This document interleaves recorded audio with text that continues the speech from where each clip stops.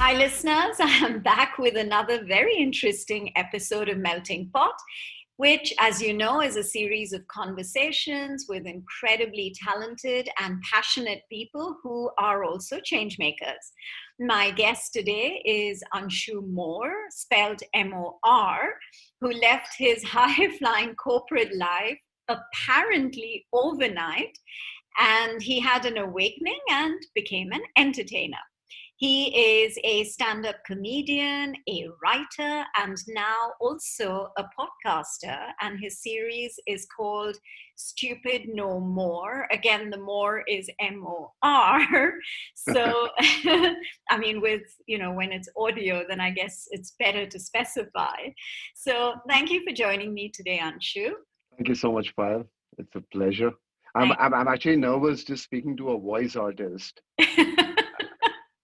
I've been you. I've been practicing all my tone variations since afternoon just because I had to speak to you. Oh my God. Okay.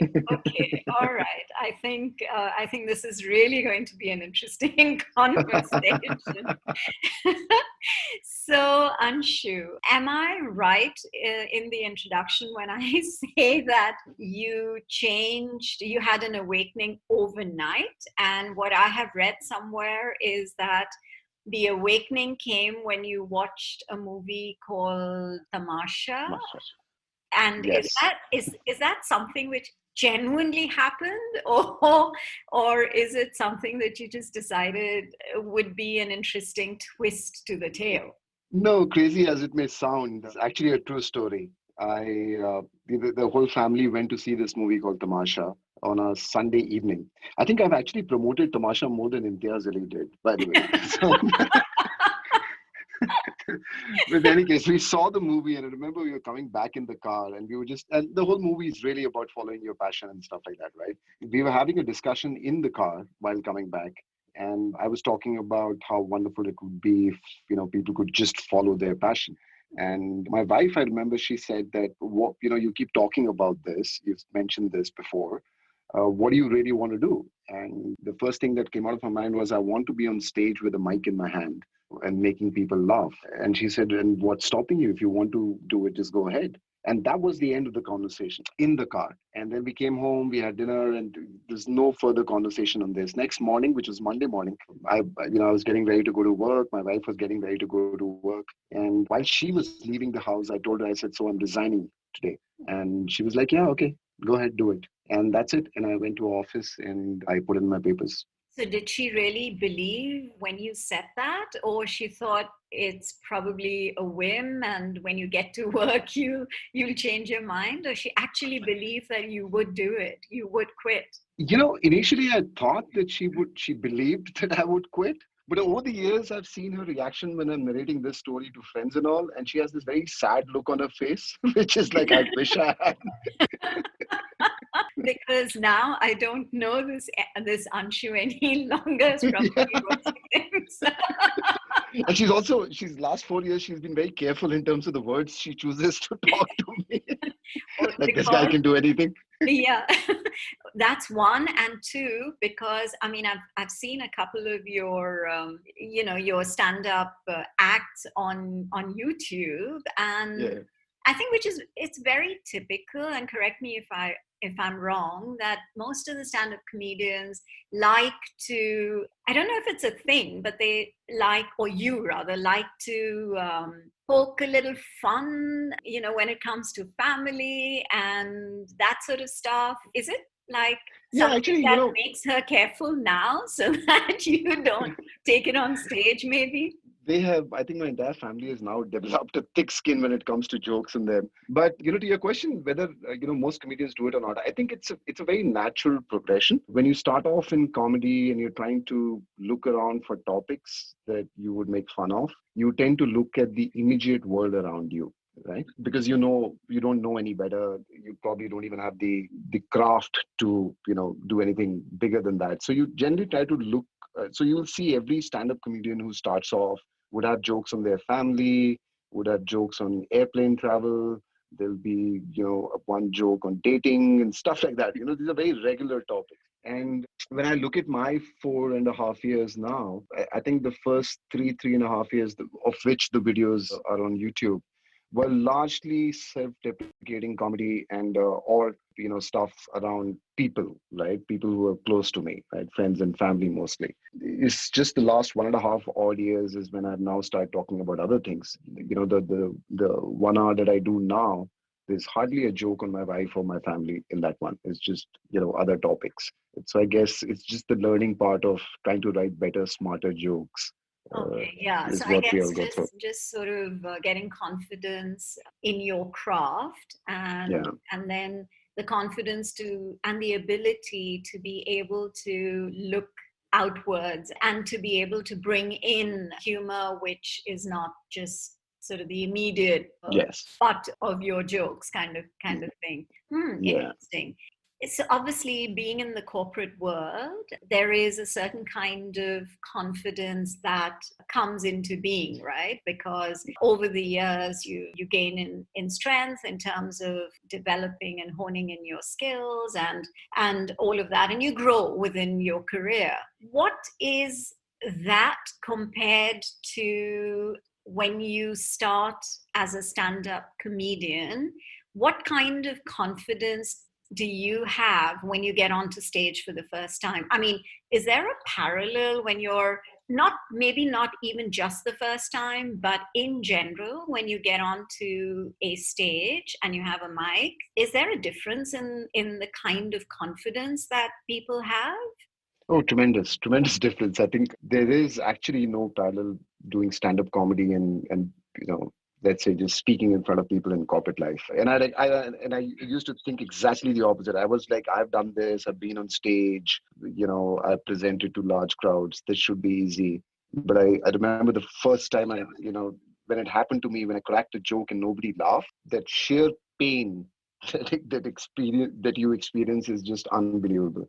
It actually shook me on stage. I was like, wow, what am I feeling right now?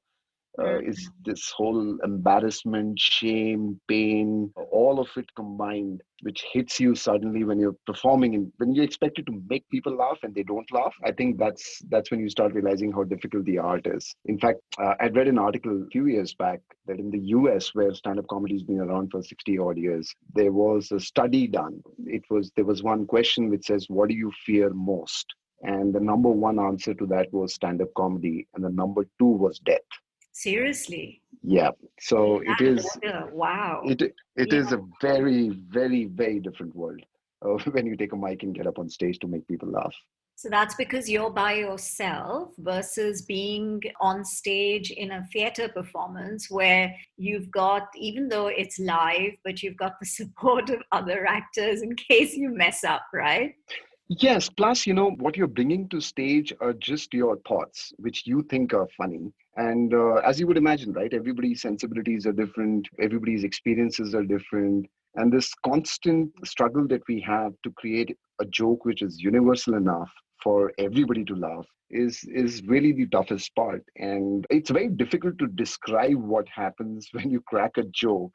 And because you've written it, right? So you know exactly where the punchline is. And there is this pause that you give after the punchline. And what you're expecting is big laughter, and there's dead silence. I mean, you will literally hear a spoon drop. And that's when you see it in their eyes that this didn't work just now. It's just such a live feedback that you're getting. And when you see it in their eyes, I think that's one of the most difficult things to experience. And that's what makes it hard. Like we do shows almost literally every night, and you would have a run of, let's say, 10, 15 great shows where everybody's laughing on every joke that you've said, and then you have this one show, right, where it won't go as well as you thought it would, and you keep thinking about that one show for months together. It kind of affects you so much that you keep thinking about why they didn't laugh. You keep looking, their reactions are in your head. You can see their faces much after the show is over. It's a very crazy feel, actually. And I wasn't prepared for it, when I started off, because, also when I left corporate life, it was at a stage where, you were the boss. And you know how it is in corporate life, right? A Yeah. boss, even if you crack a sad one, everybody laughs because their promotion is dependent on that. And plus, whatever you're saying, there is this general respect for the chair that they tend to agree more often than not. So when it hit me, it was like, wow, this is not something that I thought would be easy. Yeah, makes sense. When you decided that you wanted to do something different overnight, why stand up comedy? Why not theater or even become a voice actor or try and do modeling or I mean, why stand up comedy? What is it that attracted you to stand up comedy? Oh, this is a question I've been thinking about a lot off late. When I left, this is what I thought. Okay, that every time I make people laugh, it is one of the best moments for me. And I thought, if I get up on stage, if I can make strangers laugh, it would be very fulfilling. And that was just the simplicity of the thought with which I went into it. And I was like, this is what I want to do. Now, I think much later, because of the introspection that I've done over the past 4 years, plus the kind of content, all the writing that you do, where you're literally trying to find yourself, I think there are far more deep rooted reasons in terms of why comedy is important to me. I think that, growing up around me, there was a lot of seriousness, not immediate family, but, just around me, there was a lot of anger, which used to spoil good moments, the happy moments in your life. And those were so many that somewhere at the back of my mind, comedy became one of those things where it was a respite from those moments, right? It was, if everybody was sad or something, I would want to crack a joke just to make people laugh, just to tell them it's okay. It's not so serious. And Hmm. it carried on with me even in corporate life. I remember I would have, when I was heading Xbox at Microsoft, I would be in a meeting with the chairman of the company, like the India chairman, and we would be discussing numbers, and there would be, instances where we would have missed a quarter number or something, very serious conversation going on, and I would still crack a joke. And and there would be stunned silence in the boardroom, saying, how can you even dream of cracking a joke right now? But I think it was just the way, my life ran. I think all these years, it was just, comedy became one of those things to just ease the pain inside me, I guess. Sounds very artistic, but the tension around me. And it was just one of those natural things for me to choose. Okay, interesting.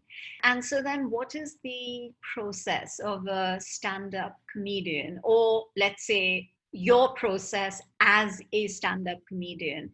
When you put a pen to paper, what Yeah. is it that, so obviously, I mean, you were saying that you do this on a daily basis, right?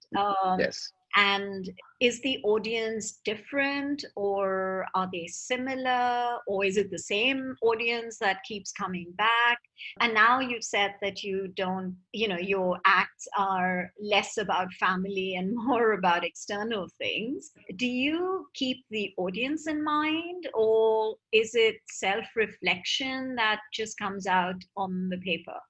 Again, it's kind of it's kind of a journey that I think most comedians go through. My approach initially was that I was very clear that the kind of comedy I would do on stage when I started off on myself, it would involve characters which were my family. But even if you see the videos, most of it are jokes which fall back on me. Right, most of the stories are where the jokes on me. And when I realized the kind of comedy I was doing or would do, I had set myself a very specific target audience. I'd said people in their 30s and 40s, people who are married, very urban, husband, wife working, those kind of families. And I thought they would probably connect with me more.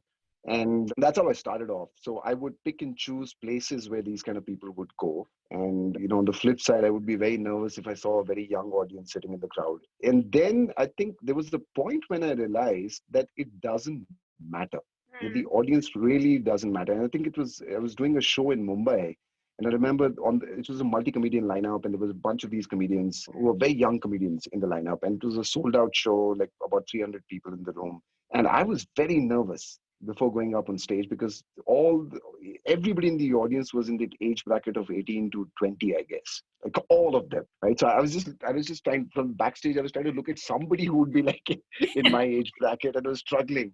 And we had two shows, like we had back to back two shows. And I remember the first one, I went up on stage, and I tried to be cool on stage. The material remained the same, but the language that I was using or the way I was moving around, I was trying to fit into their style.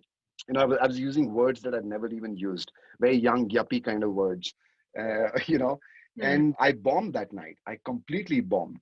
Hmm. And the next day, when I went up on stage, I just decided, I said, just gonna be myself. I'm gonna talk the way I talk, and I'm gonna use the words that I've written, or what I normally do. And I went up on stage, did that. It was a really great show. And after the show, I remember I was just standing, people were coming in to take selfies and stuff like that. And there was this kid who came to me, about 18-year-old, and he was like, this was one of the best shows that I've seen. And I was like, wow, that's a big compliment. He says, yeah, and it was just so amazing seeing somebody like my dad on stage. Wow. Hmm. And I mean, initially it hurt me because I was like, The ego. yeah, and I was like, I just dyed my hair. Yeah, come on. I was like, but it's one of those moments where you realize, something about yourself. And I was like, hey, if I go on stage, even if I'm talking to 18-year-olds, they see their parents in me, right? And for them, that is so amusing, saying, hey, my dad can think like this, or my dad can talk like this, right? And that's when even the material changed a bit. Now, there's a stage where when I do live shows, I mean, I haven't done it for many months now, but before the lockdown, before COVID, the audience profile in my shows would be anywhere from 16 years to 60 years. Mixed audience. Yeah. Yeah, from an age bracket, very Yeah. mixed audience. And that has become the fun part of it. Now, when you get it right on stage with that mixed audience, you're like, yeah, jokes fairly universal now. Right. So yeah. Yeah. Yeah. Do you also do impromptu, or is it's mostly scripted? It's all scripted. I think, for paid shows, which are proper shows, I don't think there's any comedian who actually does it impromptu. A lot of comedians have this process where when they're developing material, when they go to these open mics and, places where you're testing material, they go with the bare thought and they would go on stage and keep talking for 10 minutes, and just the natural instinct brings out jokes. I was never comfortable with it. I think I was just too scared to just go up on stage with just a thought in my head and say, hey, I'm going to create material on stage. So I would actually write down till I was fairly certain that a joke is good. I wouldn't perform it in front of the audience.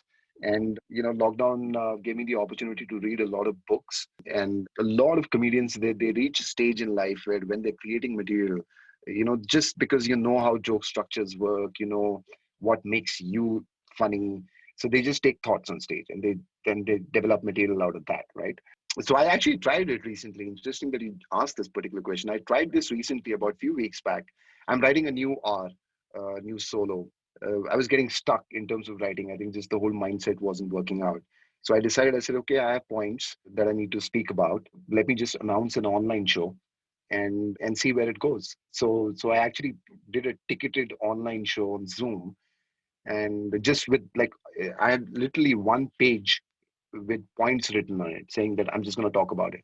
And surprisingly, that show went on for 90 minutes. Wow. Yeah, and they And were how big was the and audience? they so it was a Zoom show. So Zoom, I Yeah. restrict audience to about 50 people, and they were laughing.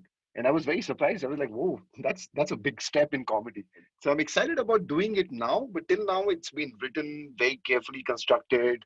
Every word has been very carefully chosen. Multiple drafts, and then when you're ready with the joke, then I would take it on stage. But do you think that now, with this 2020 turning out to be the year that it has, do Yeah. you think there will be more of live online platforms for stand-up comedy, or you'll go back to sort of being live on stage? I mean, clearly sort of doing your jokes in front of a camera to a virtual audience versus being live on stage to an audience with whom you can have like eye contact, and then you pick, I mean, most stand-up comedians do it, and you do as well. What I've seen, you normally, it's a very typical thing to do, you pick someone from the audience whom you then decide to take off on. So Yeah. so the difference, how do you feel? Oh no, once live start in its entirety, I think we'll go back with a vengeance. There is no substitute Hmm. to standing on stage with that light on your face, with a mic in your hand, and just hearing real laughter. The whole room dynamics are very different, right? when like 200, 300 people are laughing, the energy is very different. So certainly live, any day. But having said that, this interesting thing which is happening online, like, when lockdown happened in India, it was in March. And I remember from March to April, I was just sitting at home doing nothing. I was like, oh, my life is over. My, wrong choice, shouldn't have watched Tamasha, those kind of things. Yeah.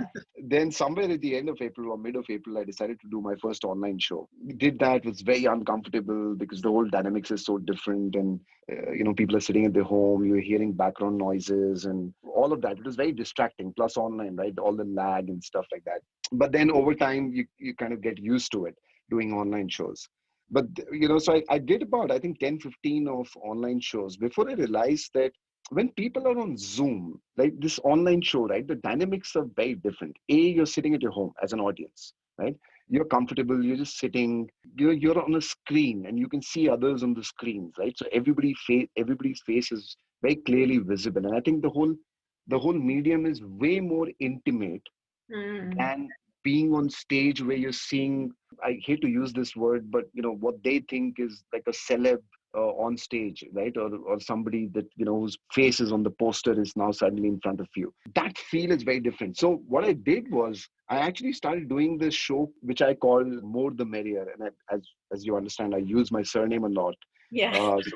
So it's to the point where it's irritating, but I think so. I have this show called More the Merrier, and I created it, which it was just a crowd work show. So I told the audiences that, hey, you buy tickets, you come on Zoom, and I will not do stand-up comedy. Like, I will not do properly set, prepared jokes. I will just talk to you, right? And whatever comes out of that conversation, I will try to make that funny so that you laugh.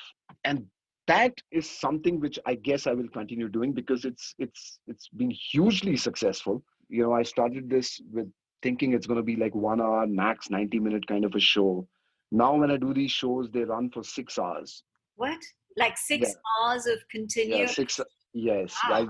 we start off at 9 o'clock. We finish at 3 a.m. And even then, those the younger people in the crowd, they are all like, "Yeah, let's wait for breakfast and finish it." I'm like, no, no, no, I'm too old for that thing. Yeah, but then this is impromptu, right? Yeah, Because that is impromptu. Yeah, yeah, that is yeah, impromptu. And I yeah, think that's where the little bit of confidence, like I told you, right? And recently yeah. I did this entire 90-minute show. I think the confidence came from there saying, hey, I can be naturally funny if I'm in the zone. And if I'm talking to people and creating jokes out of it and doing it for 6 hours, maybe I can create material which is proper stand-up comedy. So this intimate thing I think would continue. That's how I see myself. Like when this opens up, Hmm. stand-up comedy would be live, but I'll continue doing these crowd work shows, which Hmm. are more personal, intimate, and those kind of things, and they work out fairly well online.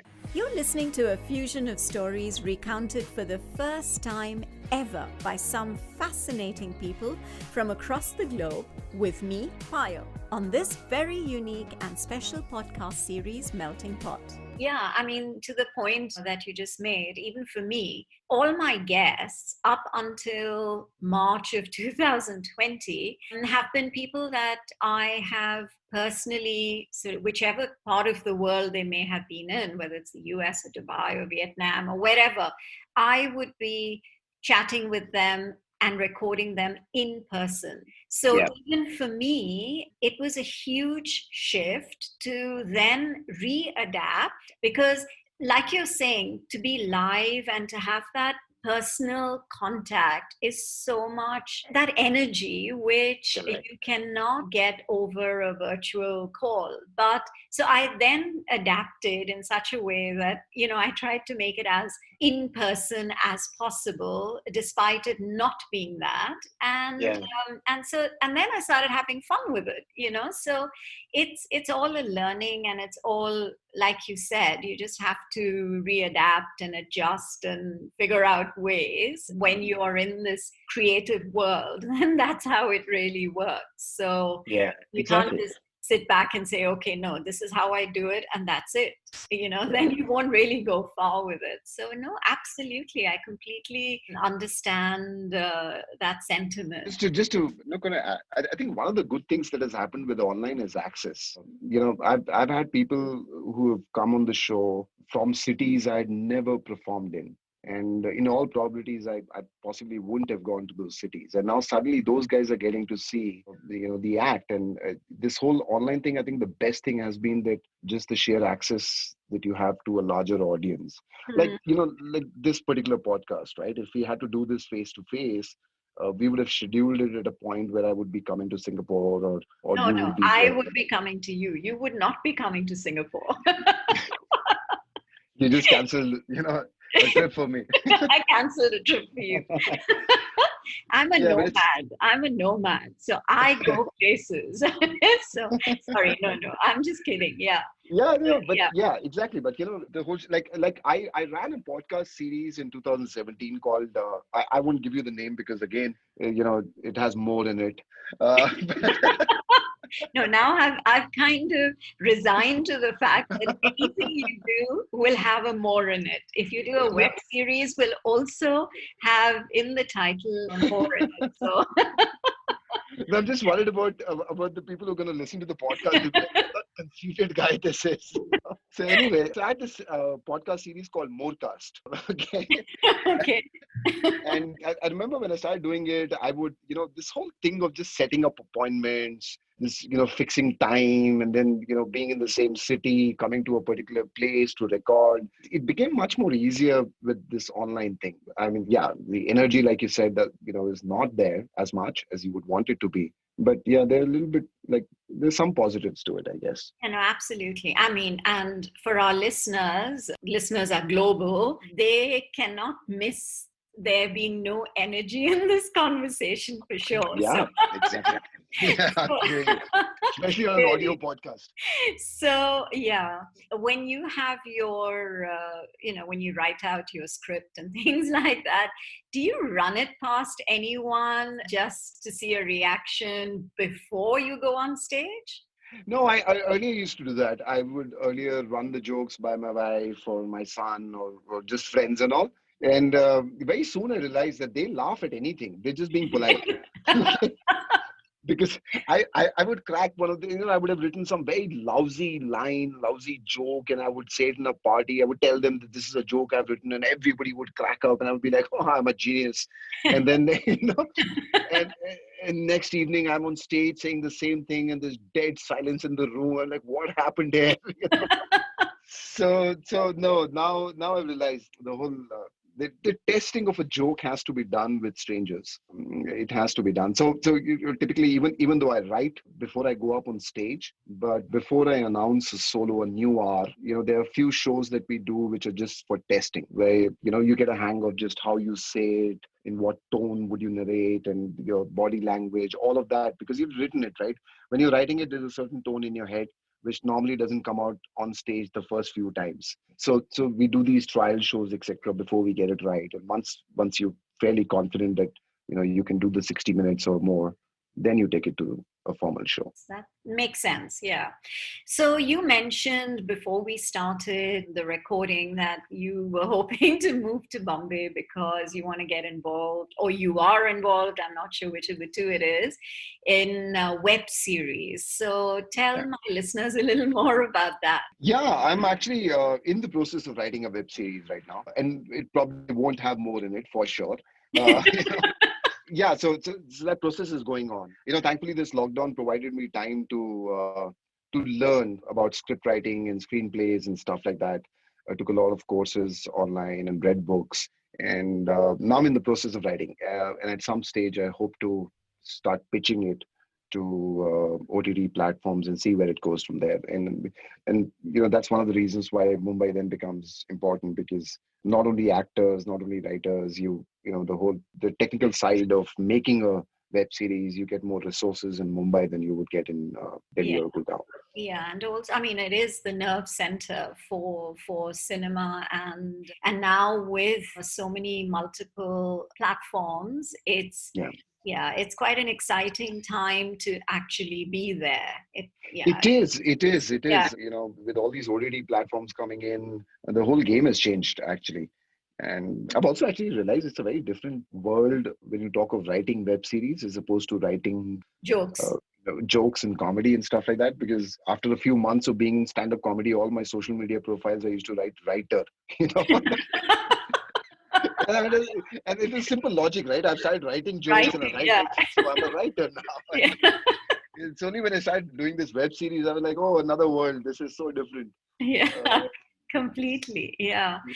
So, just very quickly about your stand up again. Are you topical now, or do you sort of steer away from controversy and just focus on? I mean, what exactly outside of family do you really? What do you prefer to talk about? Let's rather than what do you talk about. Well, what are your preferences? Yeah, so like I said, they've changed. Last year in 2019, I came out with a solo, which I'm still running, called Just a Bad Guy.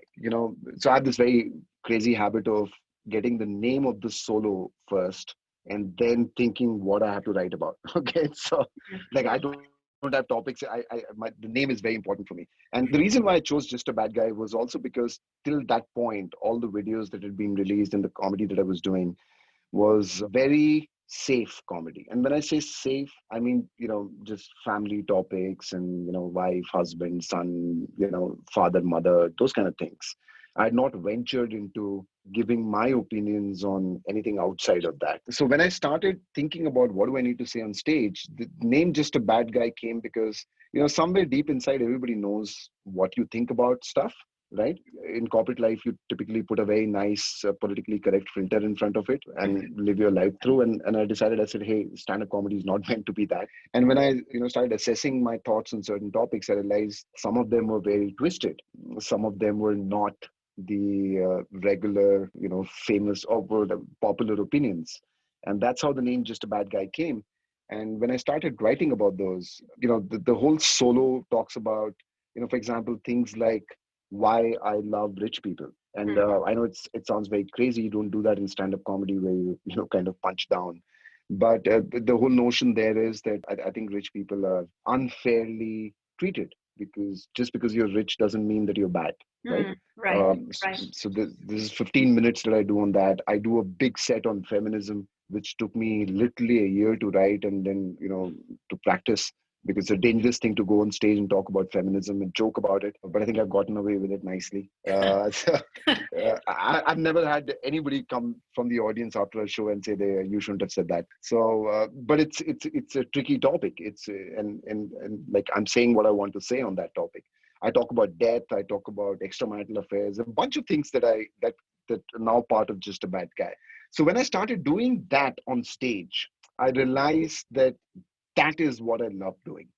Like actually, there are two things that I love doing. One is telling stories on stage, and the other then became this, where when you start off a topic and you've made the entire room uncomfortable, and you're taking them to a very uncomfortable dark space, and then when you make them laugh there, the thrill is very different. Mm. Right. I have this thing now. It's a very practiced thing. It comes out naturally on stage, but I've really practiced it. This whole feminism set that I was talking about, right? It comes at about 25 minutes into the hour. So I finish the joke before that, which is on a different topic, and then I actually say it out, saying, "Hey, I'm going to talk about feminism," and I pause on stage and I deliberately go and take a sip of water because I want to let that thing hang in the air that this guy is about to joke on feminism. And those few seconds of awkwardness in the room, like those who have a nice smile, they're loving it, they also go very silent saying, no, no, no, no, don't go there, don't go there. The show is going fine so far. So and then you make them laugh, right? And that's the thrill of it. So it's not really controversy that I'm going after. In fact, I don't like controversy. I think that's why I don't do much of political comedy right now, because I think it's easy to crack jokes on any political party or figure, and then even a half baked joke people would laugh, right? Because it's politics. Yeah. But what I'm enjoying is bringing a thought, an idea on stage, right, which is an opposing idea, and then proving it right, and then making them laugh, right? Just telling them like, hey, here's another viewpoint. And while this is funny, you might want to think about it later on also. So, which only means that, I personally need to go deeper into topics, really get down to my bare raw thoughts and say, hey, whether it's right or wrong, whether it's, the right thing to say on stage or not, I need to say it. So that, I think, as my career progresses, few of my hours would be just that, just me talking about the world around me right now. And It's interesting, yeah, because it's your opinion, mm, and but you're not imposing it on anyone else because you're adding humor to it. So you're yeah, not sort of directly imposing the thought and saying, well, this is how I think, and this is the right way to think. Because you add a little humor to it, so you kind of yeah, which is now which has made it very confusing for us, Pyle. What has happened is, for some reason, I think just not with comedians, it's with everybody, right? You say something on Twitter or wherever, everybody thinks you're enforcing your views on everybody else. So they hmm, will lash back, and there's this outrage, and you can't say this, you have to say what I feel, those kind of things, right? That's one side of the equation. The other side is, I think all of us are understanding, when you have a mic in stage and when you're making people laugh, when people laugh, they're at their most vulnerable self. They like all the barriers are down. You can't get a more honest person than a person laughing. And it's an opportunity for us as comedians in those moments to say things which can change mindsets. You know what I mean? And I guess that's where politics is not part of it, right? Because politics is very kind of polarized. But on certain other issues, you can actually be very funny, be very insightful, and make a little bit of a difference in terms of how people think and behave. And that's an opportunity for us. It needs a lot of craft, a lot of practice, I guess, both in terms of writing and performing to do it. But I see that as a very real thing that I want to attempt. Saying, hey, I saw this show, great jokes, loved this, little kind of uncomfortable topics, but, had great fun. And by the way, this guy said something which now I'm going to think about. which has stayed with me. Yeah. Yeah, which has stayed with me. I think there's an opportunity for us there. I see. Yeah, no, absolutely. Yeah. And I think you keep, I guess, evolving, and there's always so much that needs to be addressed anyways. And yeah, no, it's a good way of looking at things. And yeah, it's interesting. Yeah. I Yeah, wish I sometimes could you get it wrong. Sometimes you get sometimes, it true. yeah, but it's always trial and error, right? You can't always get everything that you say to hit the spot. Yeah. Like I was doing an online corporate show. I didn't realize it because they had this whole event going on, and I had like a particular slot in which I had to come online. And I didn't realize that the MD of the company had his 50th birthday on that day. Okay, so he was on Zoom with his entire family, and everybody was excited. And since it was the MD of the company, everybody was congratulating him and doing all of that during the event. And then I come in and I'm doing my regular sets, and I do like 10 minutes of a set on death. Ouch. And the show was going on pretty fine till then, and then there was this dead silence, and I could see the MD's family, his wife was there, and I could see her smile like reducing by every And then second disappearing. and then disappearing completely. And I was like, I don't know what's happening. And this is fairly great jokes. I've been doing them for a year now. Right. And then after the show, they sent a message to my manager saying, hey, this was not done. How can you do dead jokes on somebody's 50th? I was like, oh man. Yeah, but they should have, I guess they should have also sent out some kind of Yeah, invitation, yeah, right? something should That, have happened, I yeah. guess. Oh my God. But you live and learn, isn't it? I mean, Oh that's yeah. what life is all about. So, Yeah. yeah.